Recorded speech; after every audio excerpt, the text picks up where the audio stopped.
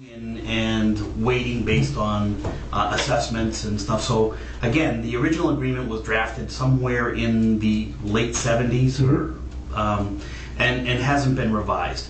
And so it hasn't really kept up with the changing communities and the needs that are evolving. So I just want to interrupt in case anyone is watching. Yes. The community are members. That's correct. Member towns, right? Towns. So instead of communities, it would be the the districts, right? So we have a large population of non-district members who we would like the opportunity to have those non-district members join the district. Okay, by non-district members, you mean there are communities that send their kids to Minuteman, although they're not officially part of the community.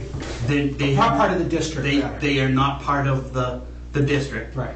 And therefore they don't have voting rights at school committee. Okay. There's limitations to appropriations based on assessments that are set by the commissioner. So capital projects and those types of things, they don't foot the bill for. Okay. And so this particular agreement is a revision that tries to address several things, but bring us up to the current town and community requirements that we need to be able to have vocational education. Okay. And so this has been a long revision. There's been several drafts. Don has worked an important role in that. Absolutely. And so this is a compromise that was put together to try and address everyone's concerns and needs. Okay. Now, and as you know, at town meeting, the town voted to accept the new agreement, and so we're waiting to see how other towns vote before we know if it's going to stick or not. One of the significant things about that agreement is, and again, it's sort of a prelude to the actual building campaign, is that at the time of when the renovations or rebuilding of Minuteman are proposed to the towns have the option under the new agreement to withdraw from the district rather than incur the costs of that construction.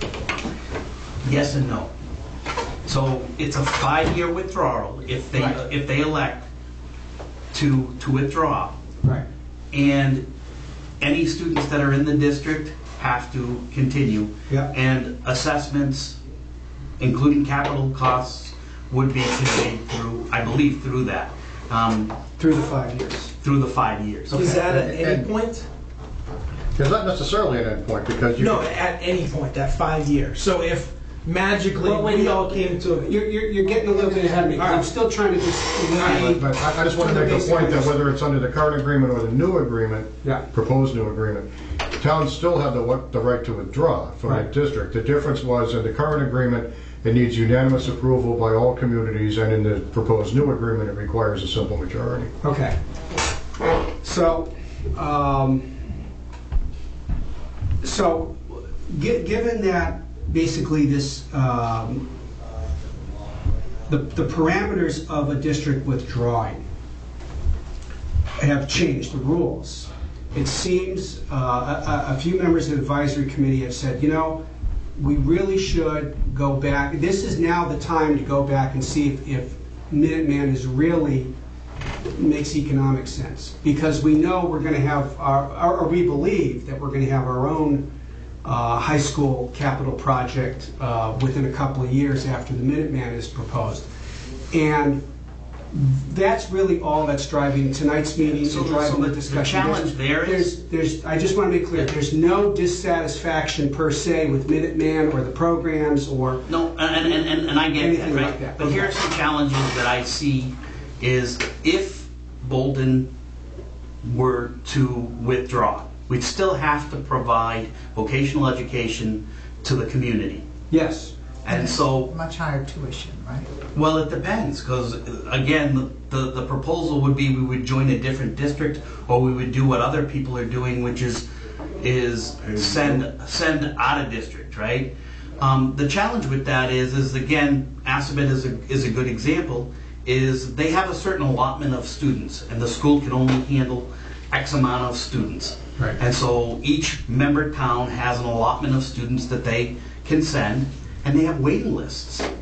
Okay. And so those that's a great thing, right? Yeah. I mean, because you want to do it. But the challenge is we also are in the midst of the commissioner of education is looking at changing some revisions to vocational education and assessments as well. Okay. And so it's premature, I think, to be having this conversation because, and the reason why I say that, Bob, is because the challenge right now is we don't know whether the terms and challenges that the commissioner is going to propose will trump this proposal. Right. But there's not going to be any decision made tonight. We don't have any desire to make a decision tonight. It's just it came up. We have the authority to make it. Right. No. And all I asked Don to come in and do tonight was explain to us what the mechanism is and the milestones are in terms of time and requirements if somewhere down the road we decided to do something. Because we do have responsibility for the financial aspect of this. It's too late to start looking at this kind of problem once the proposal hits the town warrant. And so we want to understand all of the economic ramifications, which you're touching on. So again, this is not going to be a fast decision. But at the same time, we don't want to get in a situation where it's like, well, we think, we're kind of shooting for this outcome, but oh, you know what? We missed the deadline for doing that. And that's really all tonight's meeting is supposed to be about. And so tonight I'd like to just walk through that, and then if we have time, because Don's got another commitment, we could go on to, or you're welcome to stay, and we can go on to some other topics there too. But really tonight was just, not even to start thinking whether or not it's a good idea, just what's the mechanism and what are the deadlines in order to, if we decided to make a change. That's all. Okay. That's all I'm. Before we go even down that road, could I just get some clarification on the other towns? So Bolton said yes, and there's how many other towns? What are we waiting for? And what 15 other towns. Okay. In the district. All right. Right, 16-member district, and must everyone say yes for this agreement? Yes. Okay. Unanimous. 10 have agreed to it, 4 have passed over it, 1 has rejected it, and 1 has not voted yet. So 1 did reject it. Wayland rejected it, and the feeling is that if the other communities do pass it, that with a little bit more education over in Wayland when they have their special town meeting, that there would be a reasonable chance, at least a 50-50 chance that they would change their vote. And they have a special for some other reason, and this would be reintroduced, or is it just for this? It wouldn't be just for this. Right. So, because they're under no obligation to reconsider it if they rejected it. No, they're not. And so what's the, what time, has that special already been announced? No. No. So we don't even know, like best case scenario, it might not even be until a year from now that all 15 or 16 could be. Actually, that's not an illogical assumption. And the other challenge, like I said, is that the commissioner is now evaluating some of these concerns that have been brought up and looking to change how assessments and things. So, and again, I can't speak for the commissioner. I can't speak to. Minuteman has really brought a lot of issues to the surface that I don't think have been thoroughly got through before. But the challenge that at least is plausible is that the commissioner could make capital assessments part of the non-district members' tuitions. And if that case happens, then this becomes a moot point because students going to a specific school that has a capital project going on, the assessments would reflect that. It would, but the formula would still be determined, right? It would reflect that one pupil's in the case of one pupil, that one pupil share of it, right? And so I think that's the argument that we're trying to get our hands around is, in your example earlier, there's 16 members, Bolton is one, Bolton has X amount of kids that go. Our per pupil charge for those kids is what? Around 19 grand? 20 grand. What does, and then you mentioned that there are other other towns that send kids to Minuteman that aren't part of the 16 towns. Their per pupil charge is what? It's significantly less because it's currently capped by the current agreement, which we're still under because the new agreement hasn't been ratified, right? So faced with those parameters in our head, as a finance committee, we started to think about what benefits do we have of being part of a district. We're paying more. If we can just send our 10 kids for less of a cost, and then under the current agreement not be assessed to any part of the capital. And you're right, you run the risk of subscriptions being full and having to send them elsewhere. But is that a calculated risk? Is that something that we're willing to take? That's kind of how the ball started rolling. And we're obligated to send them elsewhere, find another place for them. Yeah, and regardless of not to get too far ahead of ourselves here, but I think it'd have to be a really compelling financial case for anyone outside of advisory to be interested in looking at those issues, such as the academics, the waiting lists, is it worth those risks, and all that other stuff. So I think the economic analysis comes first, and those other questions have to be answered. But if there's no financial benefit to a change, then we'd just be spinning our wheels to be chasing those numbers. And to my point earlier, until the commissioner makes his decision, which they believe should be made sometime this summer, we have no idea what we're going to be running into. We're in a holding pattern. So it's a little premature to be saying what ifs, right? Because but isn't it then a good thing that this new agreement didn't get passed?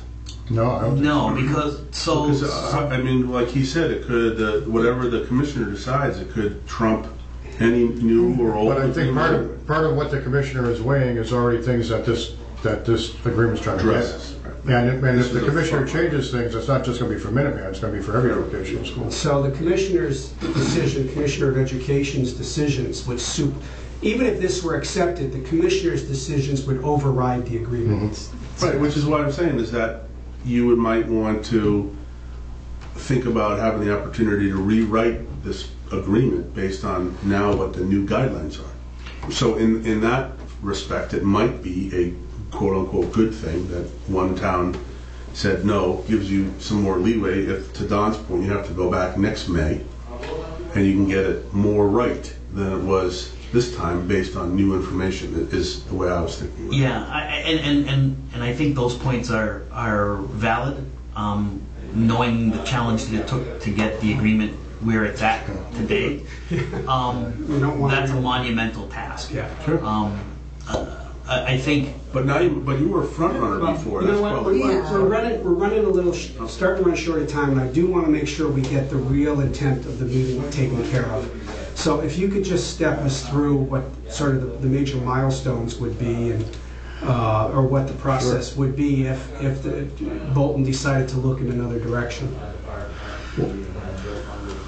go ahead, Don.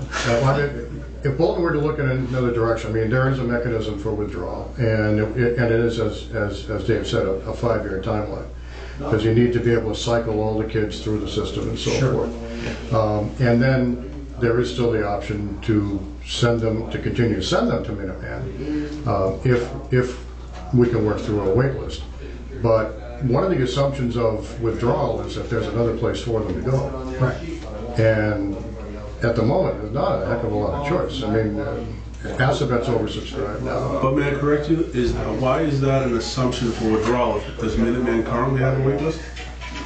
No, but the new school is going to be based on a completely different student population. No, I understand. But if there's capacity, for additional kids. Right. And wouldn't it be an option to say, we don't want to be part of the district, but we still want to send our kids there?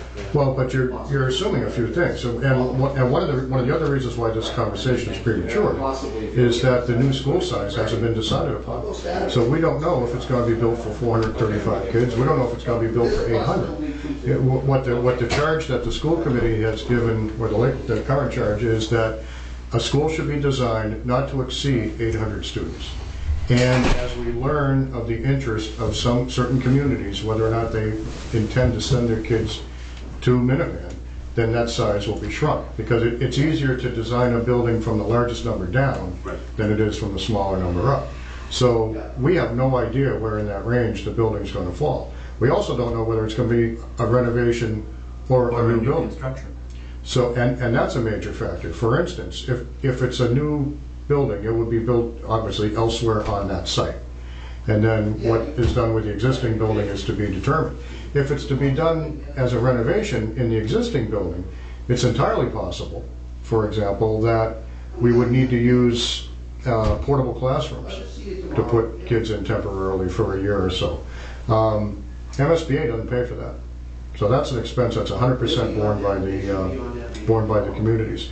So I mean, you've got the variables of new versus reno, and you've got the variable of what the size is, and those are going to have huge impacts on the numbers. I mean, one option that some people have voiced their support for, and I think it's a very small percentage, is keep the existing building, don't do anything to it but code. Whatever it takes us to get us up to code and keep the roof from leaking, do the absolute bare minimum. Well, that's the last estimate I saw was about $35 million to do that. So obviously, to my way of thinking, spending $35 million to do nothing but that is crazy. So we know we're almost certainly not going to do that.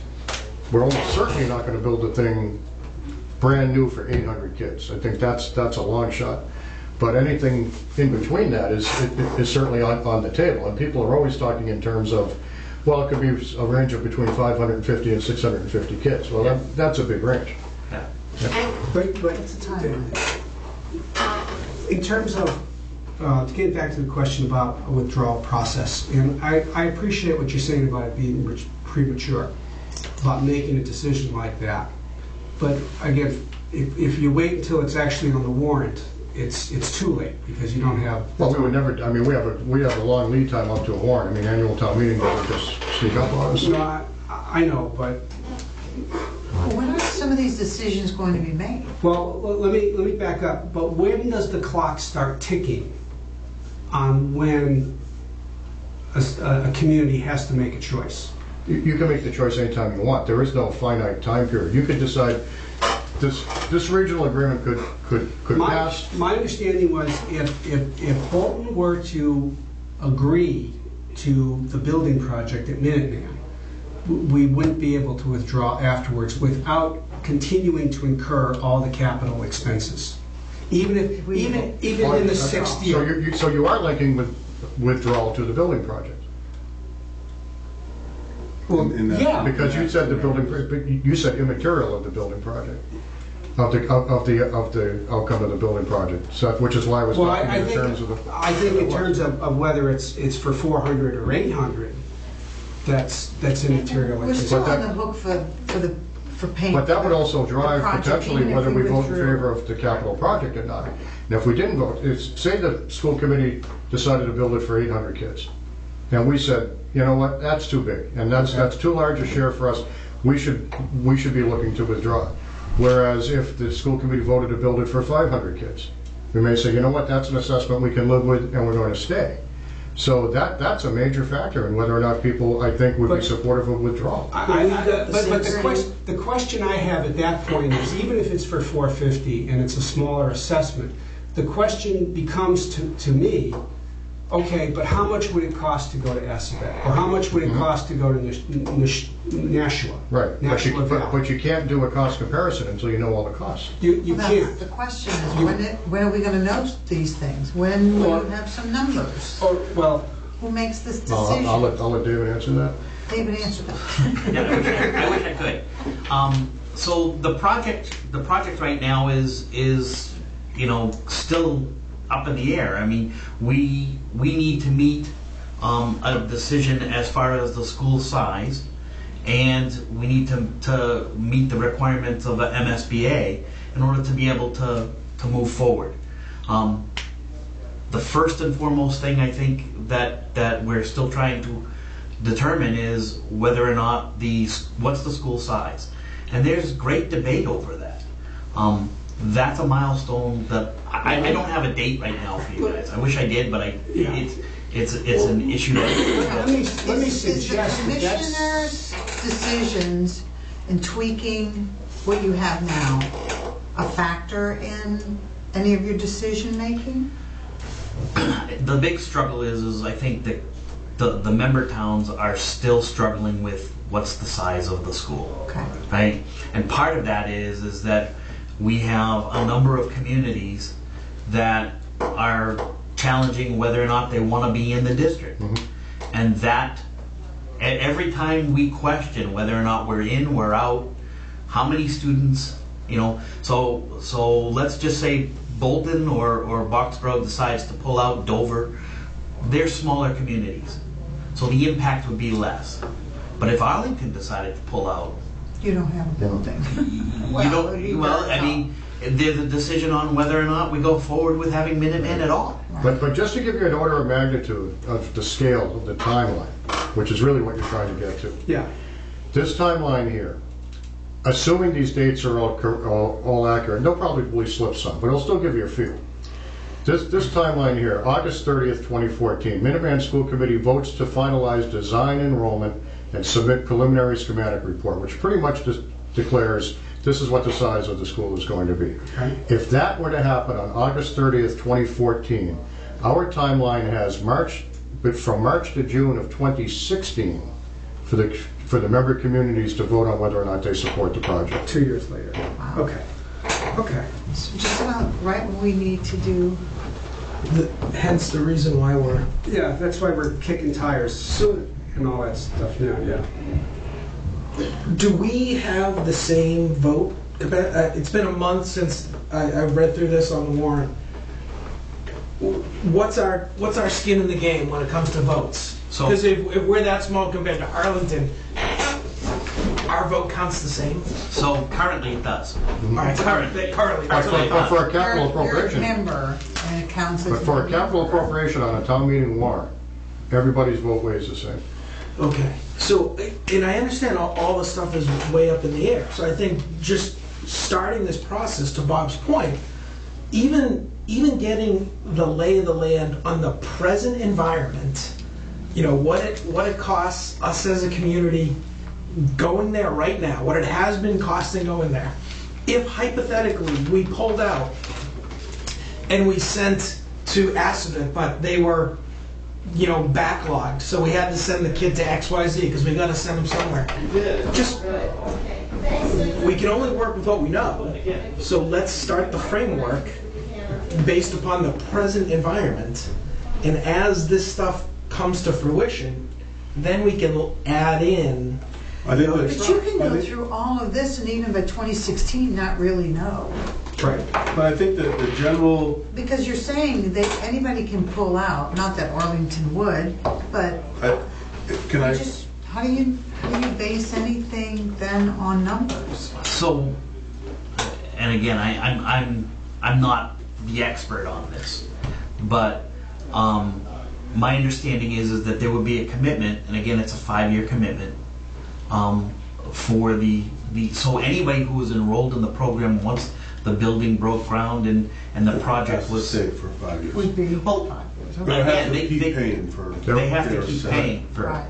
But I think the general, I don't know if this was said before, and if it wasn't, the light bulb just went off for me. It is this. It is the reason we're having this meeting today and figuring out the timeline is, to Don's point earlier, we have essentially a couple years. Yeah. We don't want to lose those 2 years. We want to start being diligent about exploring all of our alternatives and options as soon as possible, so that 2 years goes by pretty quick, that we're not faced with a yes or no decision on a warrant when we've let 2 years slip by where we didn't get our ducks in a row to discuss our alternatives. I think is really, in a nutshell, what we're trying to do. Right? We just want to understand Right. what the constraints are that we would be working under, and so that we can plan accordingly. We're just being prudent, and whether that requires the selectmen to start thinking about it and appointing some sort of a Minuteman alternative committee, or some kind of a vocational solutions committee. I mean, that just that does this work, or we can do some of this work. Yeah. Just not to let this time go by, because we want to make this is a big 5-year thing. What is it? Absolutely. What if we're faced with, what if the decision is, we just ratified the agreement, although it hasn't been ratified by everybody, right. But still, Bolton threw its hat in support of the, because it was better than the old. That's absolutely but correct. Right, and so I don't think anyone's arguing that. I voted for it, and so did the majority of people at town meeting.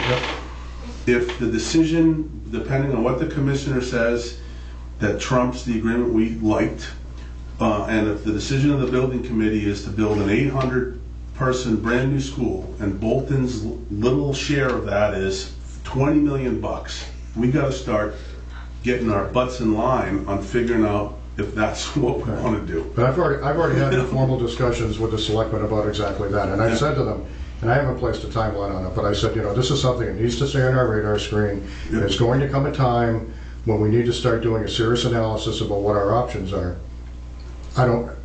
The time right now is that we know that way off on the horizon, there's a blip, and the blip is coming our way, and the blip's going to get bigger. I don't think an analysis done now is going to be worth a whole heck of a lot 2 years from now. But we certainly need to be cognizant. All we wanted to know is the timeline tonight. That's all we wanted to know. 2 years makes me feel better. Oh yeah. But it doesn't.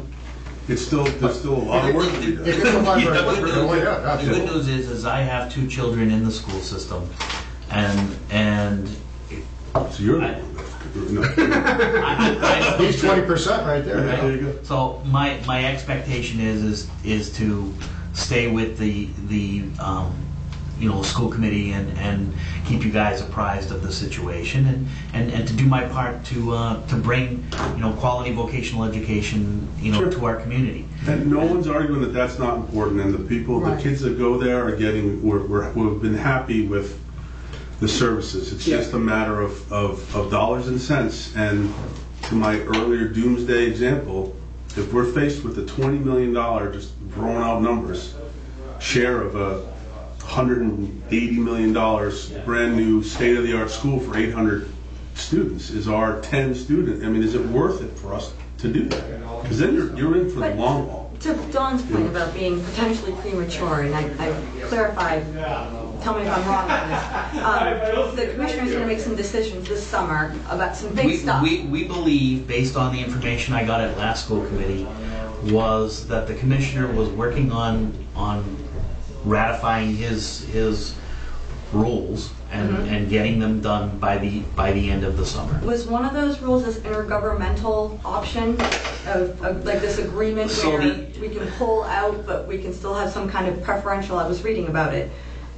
It still prioritizes applications, and there's. So the intergovernmental agreements do allow for members who are considering joining the it's like an associate membership. So you have to go towards membership though versus withdrawal. And again, I haven't scrutinized the whole agreement, but again, the idea is to, part of the reason for the changes is to allow some of these students who are attending for their towns to become members.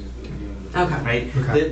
The encouragement is to encourage people right now who are non-district students who are sending their students to Minuteman. That 40%. You know what? Raise the tuition by about $5,000 over with the members. So that's the problem. So the problem. And they may join. It's all money driven. Thank you. David, you're welcome to stay if you want to. I'm sorry. What were you saying? So the problem with that is it's set by the commissioner, and it's got a lock cap on it. Sure. So makes no sense. Well, that's why it's been that's why it's been brought up. It sounds like this agreement we just approved is on the leading edge that's caused some head scratching by the commissioner to say, I need to address some of these things. Yeah. And so I'm sure good things will result, right? And that's the hope, right? And again, this agreement was worked on by several non-member and member communities to work on how to get this the best out of this proposal. I got a question. Sure.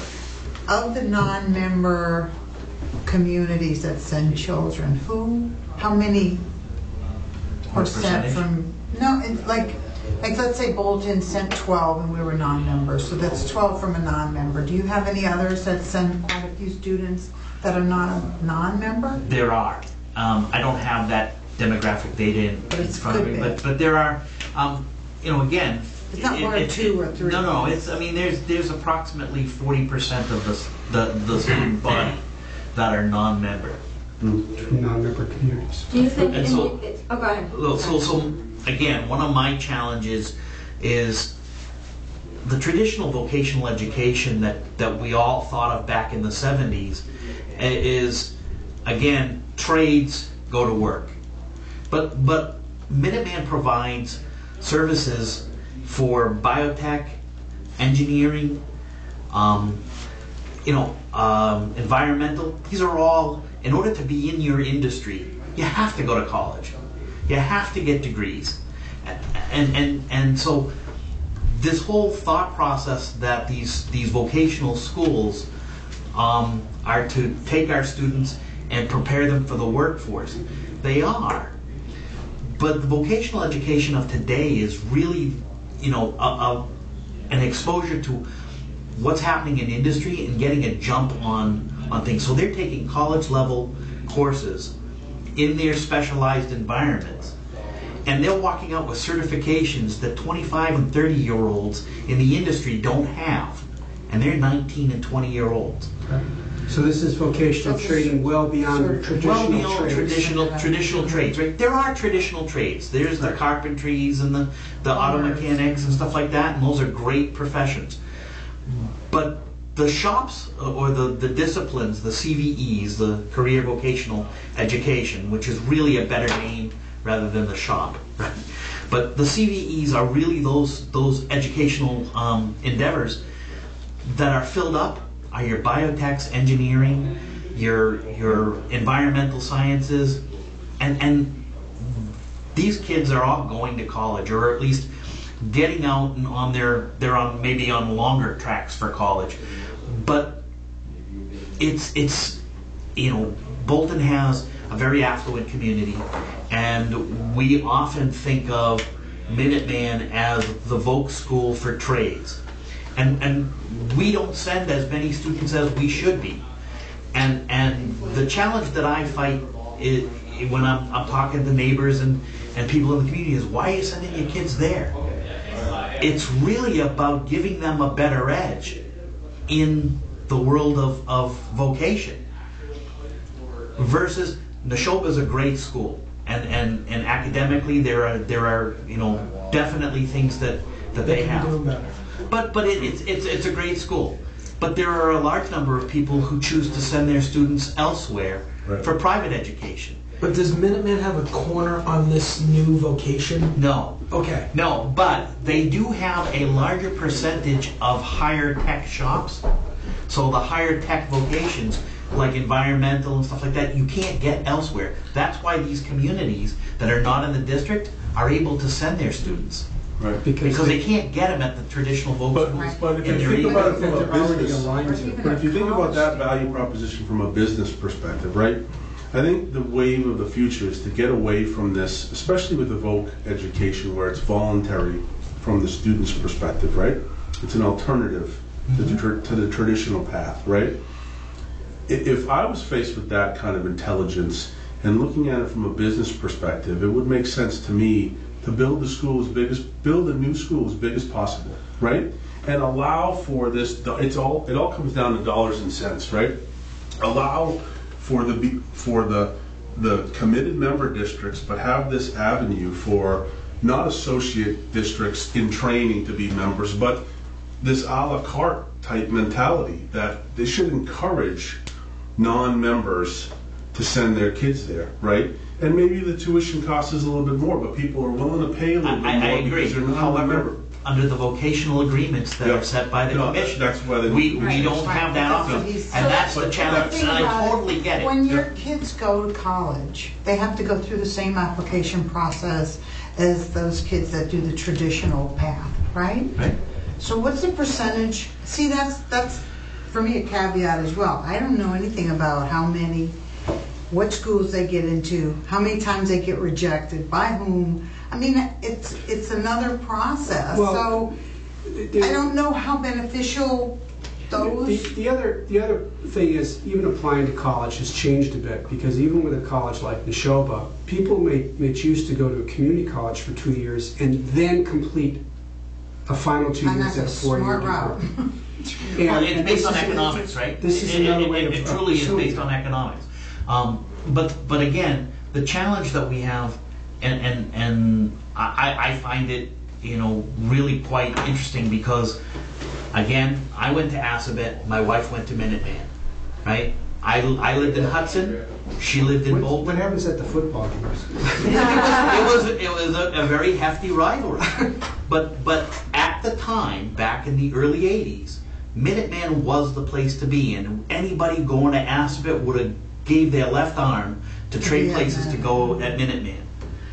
But somehow, some way, over the course of 20 years, the luster is gone in the communities, and we have members of Minuteman in our grammar schools that do tech ed and stuff like that, but again, there's no connection with our community that says this value proposition is a huge benefit to our community. Right. And so it's like a huge marketing miss Right. from the school. Right. Yeah. But But we're working towards that. This could be a very, so I got a two-part question. One is, the deal we approved was the best deal on the table at the time, and it was certainly better than what we had. It could get even better. Who is lobbying this commissioner who's making these decisions for the type of things that we were just talking about that would be great, like reduce, making the cap, if you will, for So that would be there's- perfect, right? You I could believe come up there's with an a much organization better agreement. that Dr. McQuillan, who's the Yeah. superintendent, is part of. It's called MAVA, and I think they're on the bleeding edge. Good. And so again, there's a number of different things, but I'm at a disadvantage. I've only been No, doing but this it could- for a very short period of time. It could line up very, very, if the commissioner becomes more radical in their approach to the changing times and making this more business value proposition oriented, whatever, all the great buzzwords we've been throwing around, right? We could come up with an even better agreement under new parameters that we might not know about until August than what we even had on the table just now. And it might make it easier for us. But I've talked with Don about this agreement many times over the past 8 or 9 months. And the problem that I perceive is that if you open the door on changing the smallest detail of that agreement, everyone's going to stick their foot in it to want to make a change, and you're back to square one and nobody agreeing to anything. Well, that's why it took so long So, for the yeah. agreement to And- get to and- where we want. and so- Again, the challenge, school committee is one of these things. It's not like 3-member towns that we have in our little Right. district. 16-member communities trying to come up with a decision. These school committee meetings frequently go over 10 p.m. Start at 7 o'clock and go. It's hard because people are passionate. Of course. And there's 16 different opinions. But with all due respect, right, you had 16 yeses around the table to bring this agreement to town meeting. It's a fool's errand. You put this stuff in front of people that don't know as much as the 16 representatives sitting around hammering it out. I mean, we go through this all the time with town meeting, right? And it's going to be very difficult. I'm surprised there's only one community so far that's. Well, again, no, this right? there were several iterations and passes to get no to where disrespect we're to at. the No, work I that was done. believe me. You leave it up to a legislative body. It's like the Speaker of the House, Well, so come I up with a think, good deal and I Congress think not again, passing the it, right? commissioner is realizing that there are changes that need to be, because again, assessment. We're not the only community in the state that are knocking on his door saying assessments don't work for out of district students. Right. It costs us more to educate our own students, and these guys are getting off with a discount. Right. Yeah. And so I think he's sick of hearing it. Yeah. And so he's trying to look at the policies and procedures to make it better. But to your point, to get 16 communities, and not just communities, or not just 16 representatives, 16 town body Yeah, representatives yeah. to agree on, it's never going to be perfect for one of those. No, but this if you really look at the elements of the agreement, it is really a best attempt to try and placate everyone. But And that's a challenge. There's also what's called the Needham Resolution that isn't binding, but it's kind of a side letter that to go along with that, which is meant to reassure small towns like Wayland. I hear you. So we're not going to be moving on this prematurely. We're just in the discovery and I think phase. it's extremely important for us to be open-minded about that Okay. and keep it on the forefront. Don has given me good direction, and I provide him with pretty lengthy updates. Okay. And he's connected with the school, so he's hearing it from two different venue points. And again, we encourage anybody who is in the community that feels that they have a voice on it to let me know. I hear from people in the community via email on a frequent basis on this is important and that's important in the school. Some of the things I don't have any control over, as you guys are probably aware, but it's important for me to make sure that Minuteman is well represented in this project. Whether we build a smaller school or a larger school, really needs to fit in and address the needs of our community, and I mean Bolton. Okay. And so, Clarify something for me. I know this is, if we withdrew or were allowed to, and we had students in school in Minuteman, they would continue. They would matriculate. They Yeah. would. Yeah, That's why. But any new student would go they would have. We'd be affiliated with two different districts for 5 years. So we would pay the same as though we were a member because we started with you. Yeah. Even though okay. That's But all. even right now, if I've got an eighth grader, Yeah, And and I do. That's my second student. Right. So she's opting. so yeah, I mean, you've got the benefit of having gone, you and your wife having gone to two separate and but so walk me through the process because Bolton is part of Minuteman. Yeah. Must I send my child, if they're going the vocational route, must I send my child to Minuteman? Because I don't like the idea of putting my kid on a bus at 6 a.m. and said, screw it, everything that he or she's leaning towards, I can get at You Assabet. can I want the still kid there. do school choice. All right. And go to Assabet. You can apply and try and get in. And if they then accept you, it has to be in a program that is not offered at Minuteman. And then it has to So be they are approved by the limited, superintendent. but as it's well. limited. It's limited. So if Assabet has biotech and Minuteman has biotech, then the students going to Assabet could not choose biotech.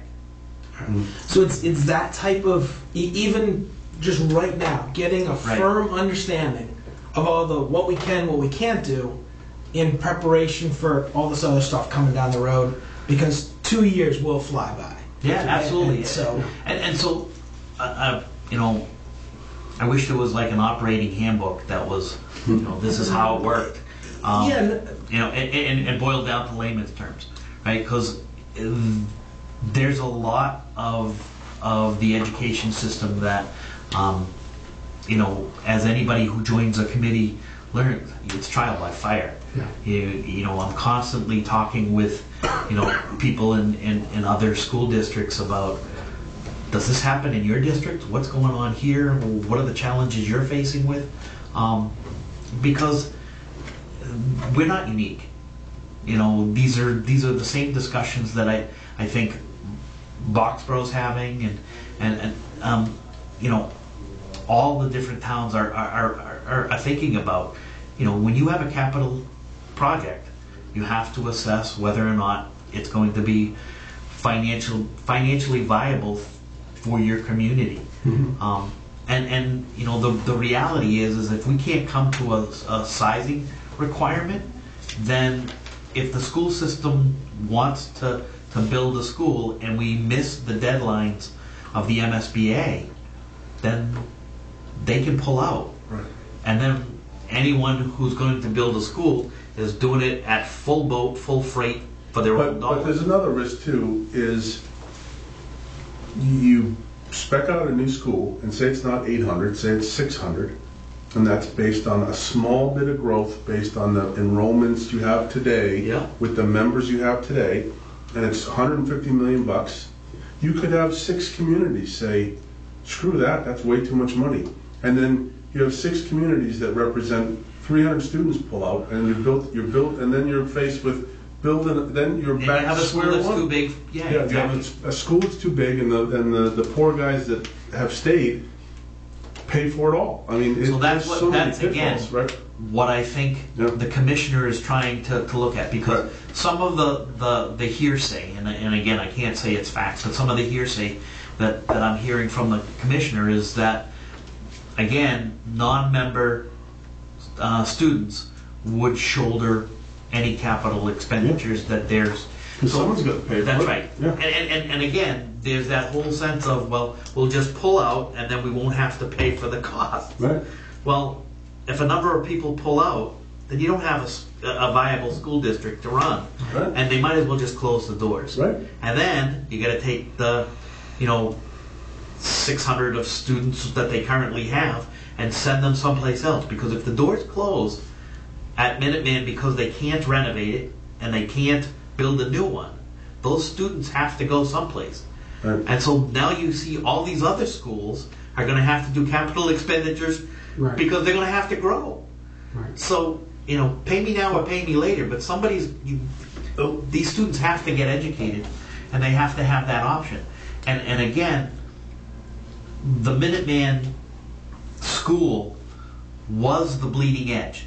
So back in the 70s when it was built, that was Massachusetts' crown jewel in vocational education.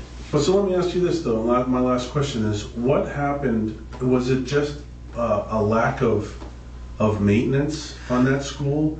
If it was the crown jewel at one point, and now even to get it up to code is 35 million bucks, what's happened in 30, 40 years? So I wish I could answer that. But again, go back 4 superintendents and you know, it looks like they were just kind of getting by. Yeah, they didn't do anything. I can't fathom having, when I would go over and pick up my wife at school, they had, you know, the best of everything. You know, and again, this gets into a completely different thing, but our government has now regulated things such that the students, when I went to school at Assabet, we maintained the school.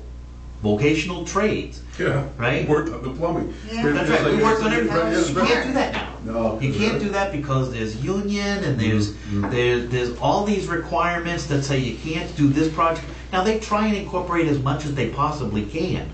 However, everything's now going to be budgeted and put into a program and be forecasted out and shouldered by the communities.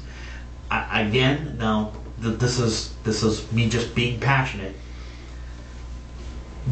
The landscaping organization, so horticulture and landscaping, used to take care of the member communities' common areas. So the landscaping crews would come out and cut. Right? So again, you slash that off the budget. It's maintained by your Voc school. Yeah, right. Right? Right. So great. again, Yeah. there are appropriations that go back to the schools, but you're funding something that you're getting the benefits from. And the challenges I see with some of the vocational schools is they don't take advantage of the benefits of their community. There are things that we could use in the community that the school offers. But we don't patron our own facilities. Yeah.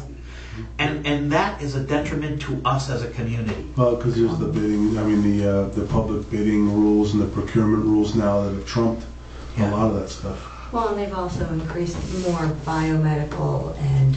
But there's still municipalities again, can there's do still a that. lot of those shops still exist. Okay. And again, we have to do water testing and water. Well, we're in a town that has wells and stuff. Okay. They do water testing. They do quality testing.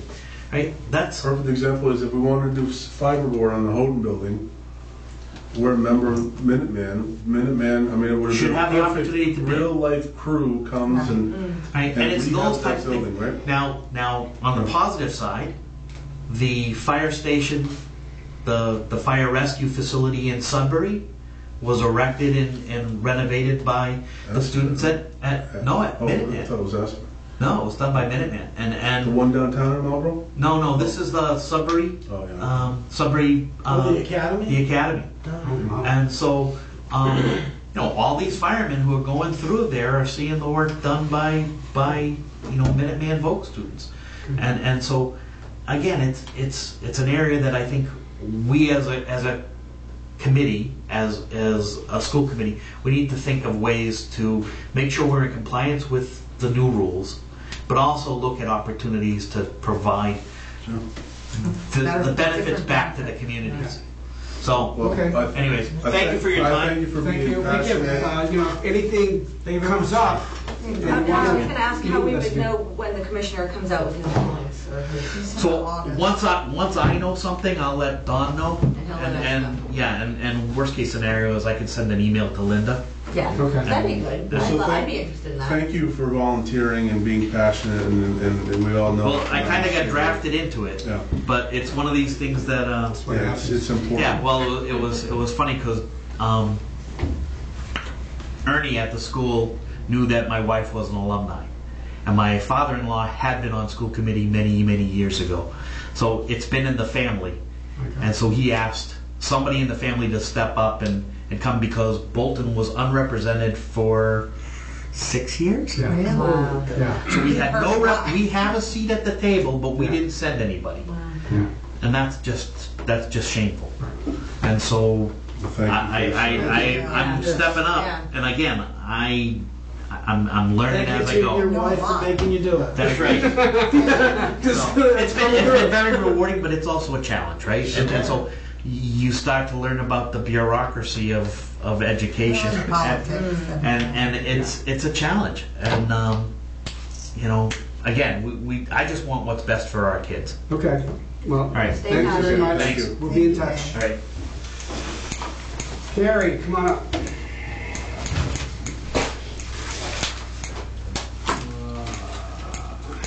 Gary. Gary. We have several requests for transfer from the reserve fund. Have you been able to find a way to shave that $1,500 off? No, this housing. Oh, I'm sorry. Gary, my first question is, are you getting paid for being here right now? I gotta be careful about how I answer that. Well, if I am, I should add a few more dollars. So, Okay.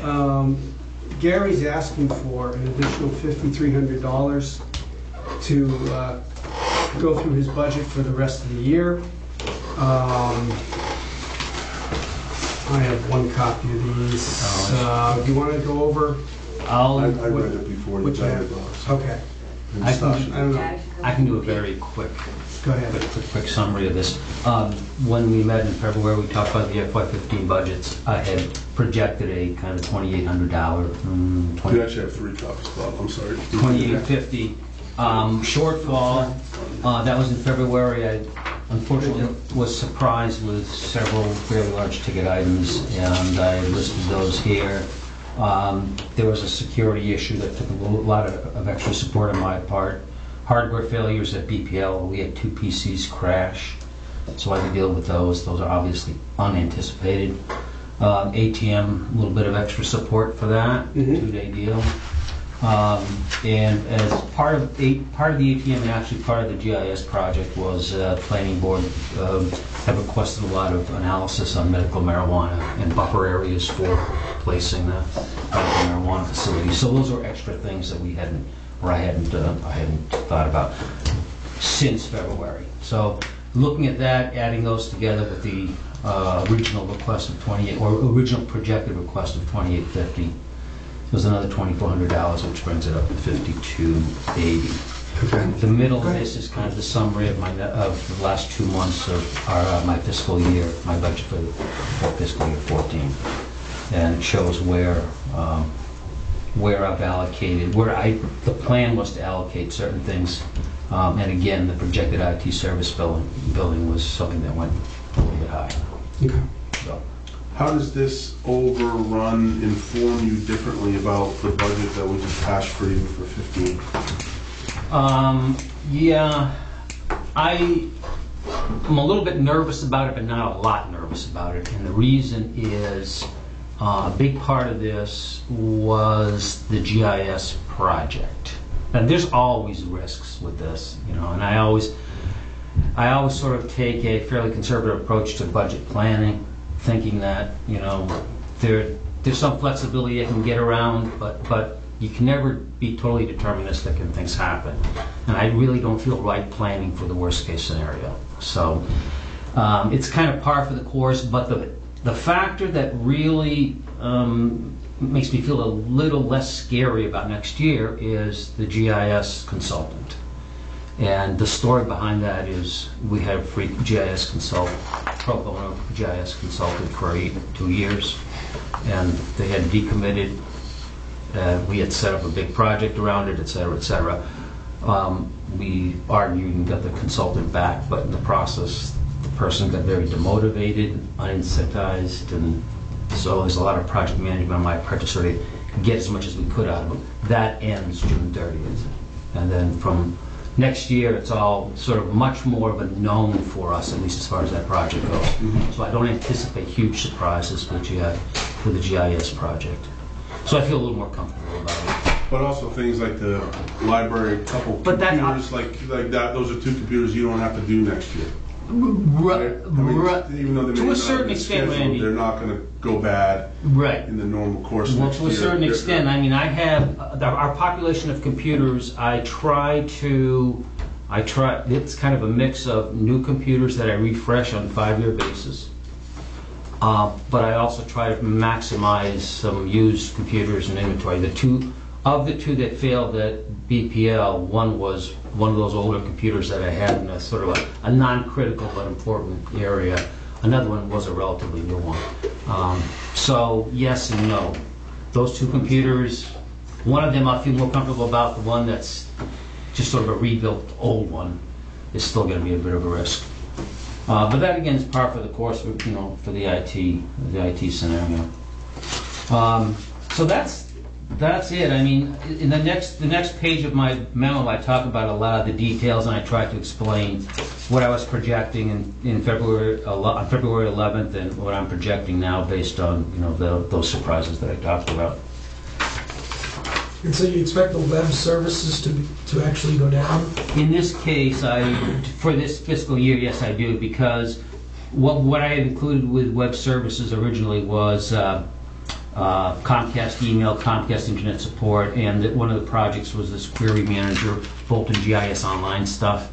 What we don't need is, I had planned for certain updates which cost a certain amount of money. We didn't need those updates, so that came down. Where possible, I try to reduce, but. Can I ask you a question? Of course. So we never talked about this before, but it just dawned on me.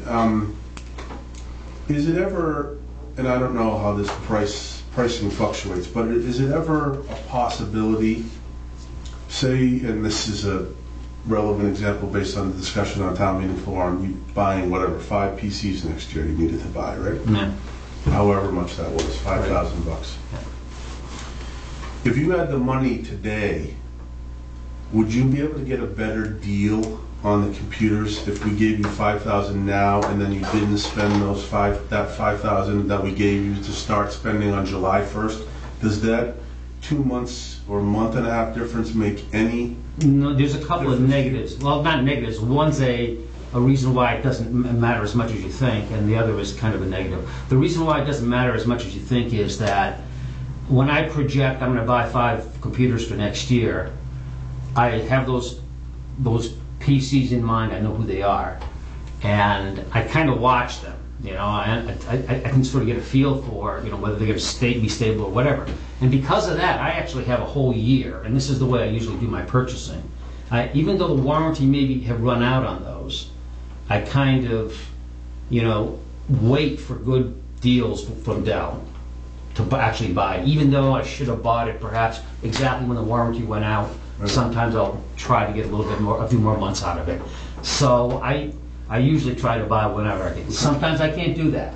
Okay? No, I mean, because we never asked the question. And it's if you're sitting on $50,000 in the reserve fund and there's only a month left to go, is there, in essence, an arbitrage opportunity for giving somebody money today that they were going to spend in 6 months to get a better deal today, and then just have, instead of having the advisory reserve balance roll to free cash, just push it out next year and have them not spend the money you front them in this fiscal year, again, to get a better quote-unquote deal?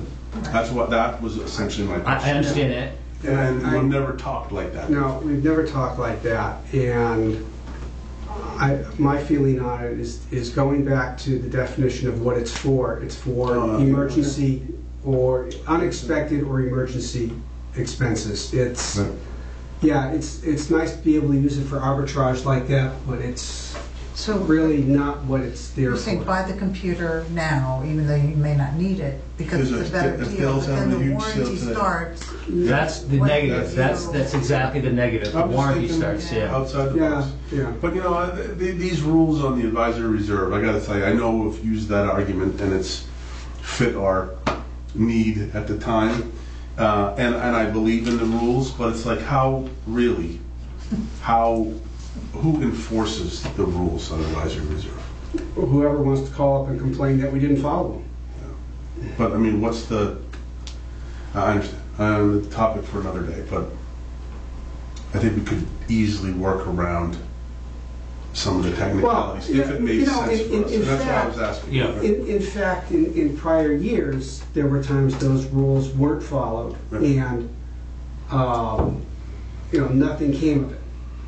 But that's not to say that it's a good idea to always behave that way. No, I'm not. I'm just asking if there's. There are some situations also where you can prepay like a subscription service or whatever ahead of time for a year or 2 years or whatever, and get a reasonable discount for it. So the same kind of thing. Yeah. And if you had the money, you could. Yeah. No, that's all I was asking. Was whatever. Right. We're always looking to save a buck, as you know, Gary. I know. I will make a motion, if there's no more discussion, to transfer the amount of $5,300 from the advisory reserve account to the MIS 155 account. Second. Okay, any further discussion? All those in favor of transferring $5,300 from the advisory reserve to the MIS 155 account, please signify by saying aye. Aye. All those opposed? All right. Thank you very much. Okay, thank you very much. Have a good evening.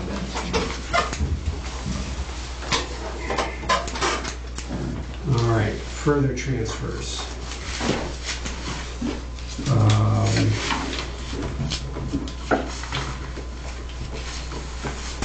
Here's a request for $218 to be transferred to the insurance fund because they underestimated the amount we appropriated for motor vehicle insurance in 2014 is $218 less than the invoice.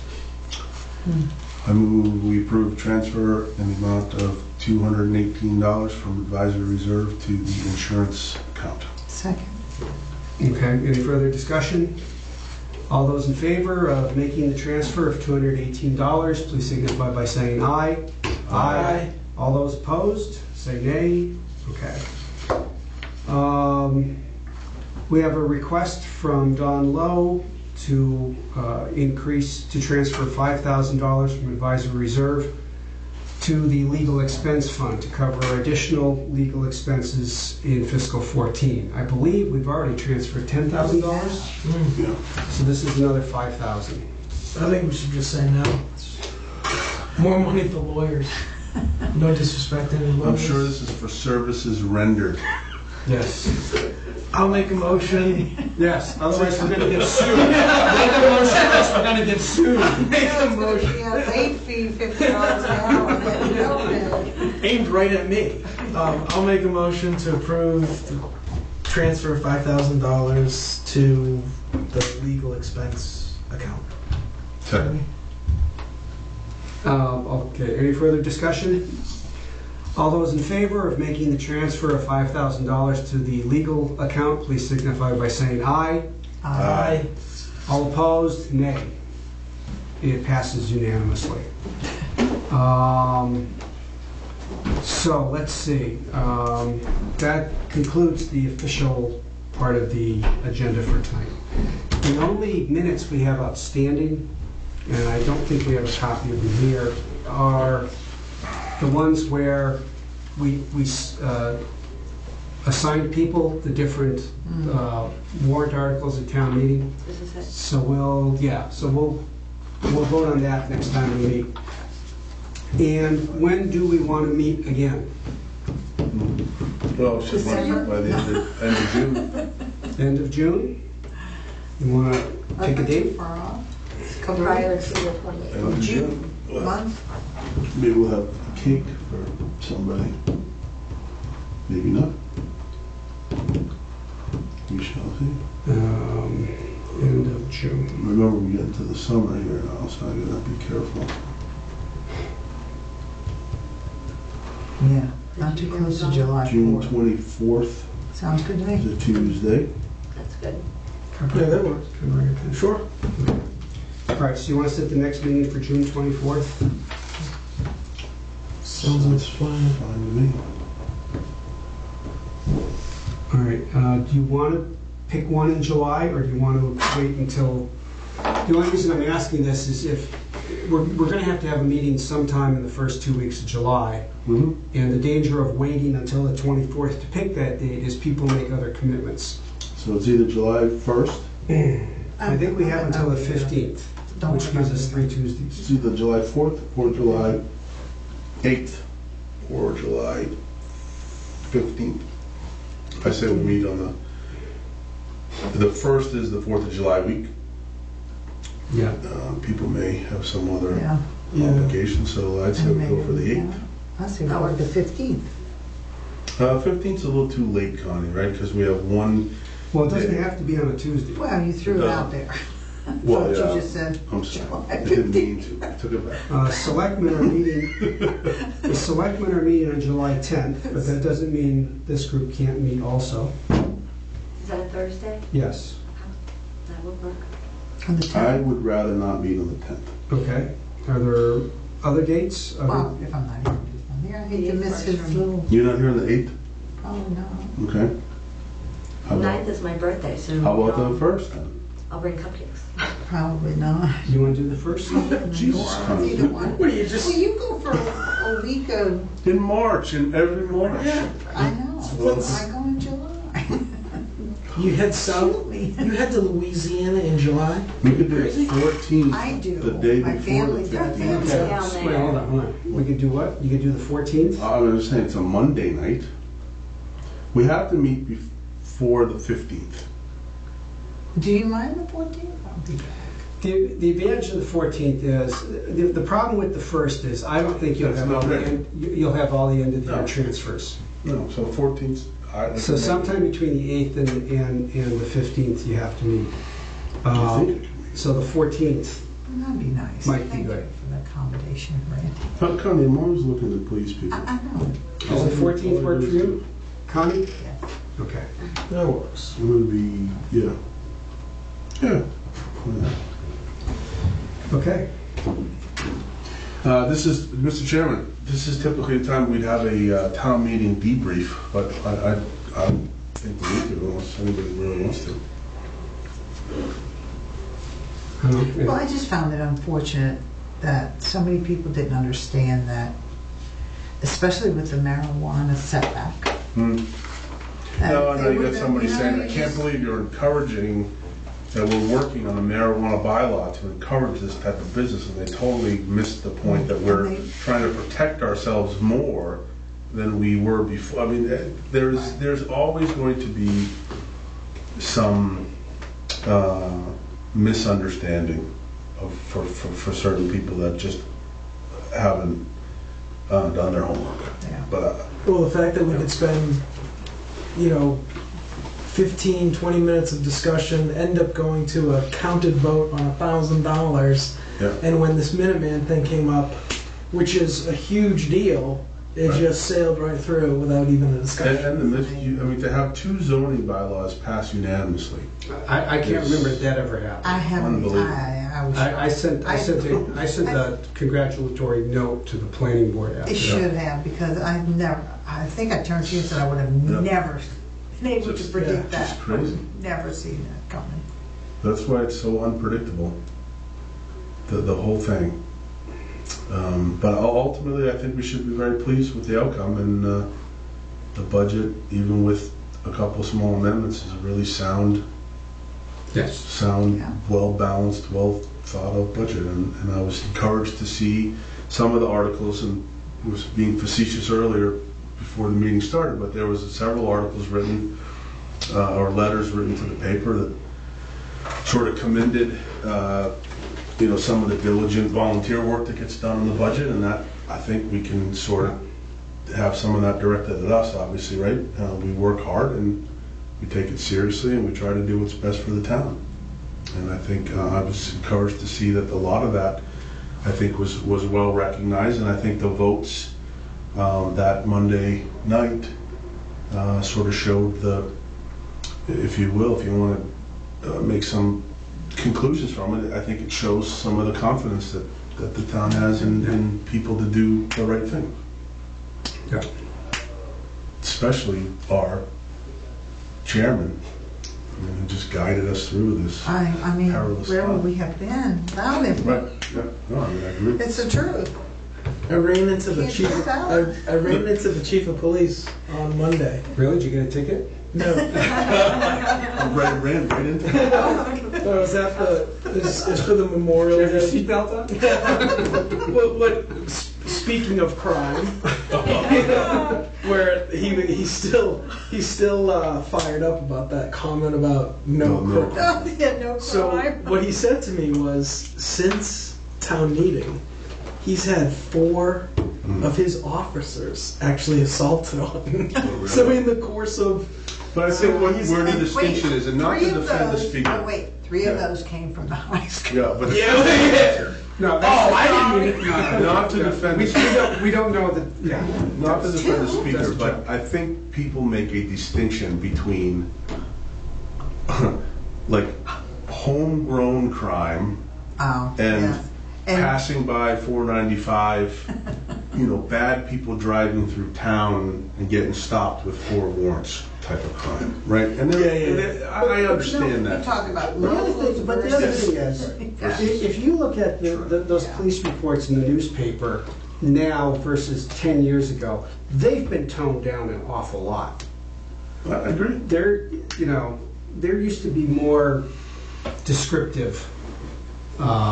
True. So we maybe don't know the whole story, is what you're saying? Right. Yeah, okay, Right. no, fair point. I mean, But I I think think it people, respects people's privacy more too. which is Yeah. good. But I think a lot of, and not to discredit what the police force does, they do a great job, and the statistics show all the you know, to Vin's point, the crime, right? But it's interesting that, and I guess the police don't make a distinction of someone driving down 495 with 5 warrants versus Brad getting drunk at his house and breaking stuff. You know, I don't know. Again? No, honestly, I think the comment always comes from the stuff that you see in the paper that so and so, ended up having a cow run down the street versus, Bolton is not, inner city Boston, so I mean, that's the difference there.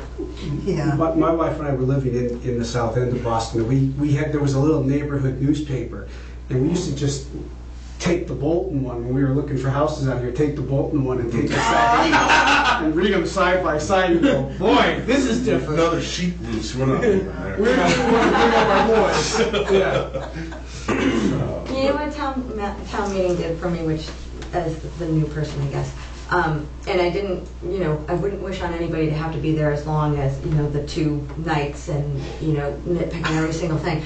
But what it did do was it gave good people who work hard to justify their budgets the opportunity to justify them, and for the whole town to see that. So where you were saying, like, they're not always paying attention here and watching all these meetings and whatnot, I was proud of my town to see them do well in explaining themselves, and people heard that, and so that kind of just back and forth was I was glad that happened. You're right. And I'm just glad Terry got up a number of times too, because it was in her, because she knew. Yeah, she backed us up on many things.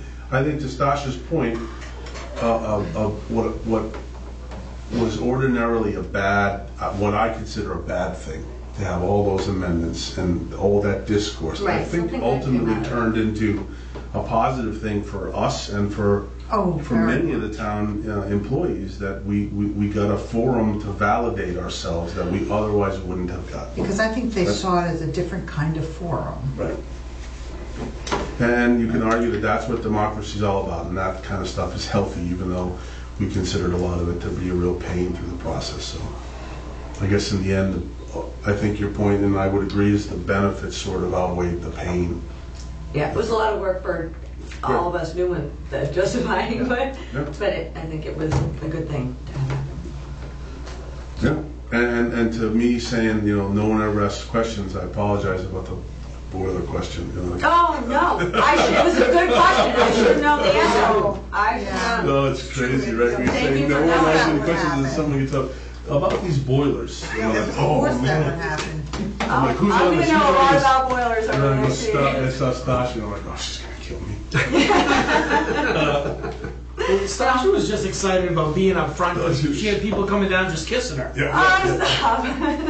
It's my mom. I didn't see that. But I didn't know that, right? I'm like, holy cow, she's very friendly. Wow. Very nice people. My son was at the town meeting. Oh, good. He was. I asked him how it was. It was entertaining. Yeah. Is that before or after the police found that his van was unlocked? Oh, yeah, that was. Chip Durant comes up to me and goes, is your son here? I'm going, yeah. He goes, well, we found his van, the door's open. Nothing was taken. Everything was fine. He had been in a hurry to get to town meeting. But Chip comes up during the meeting, and all of a sudden, I was wondering what that was about. I thought they needed something from you. No crime. No, everything was fine. Everything was fine. All right. But it was interesting to hear a description.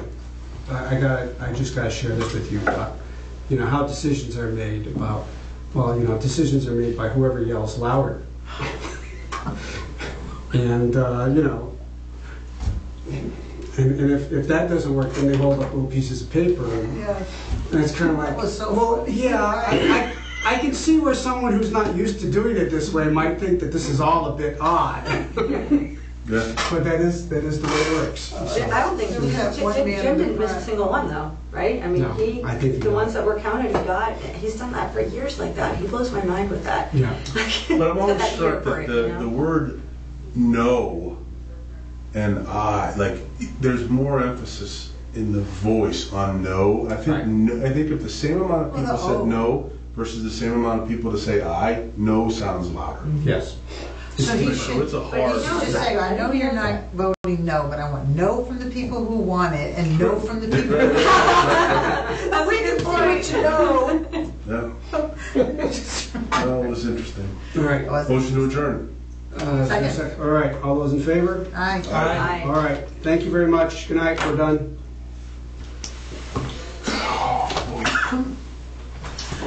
Okay, can I borrow somebody's pen?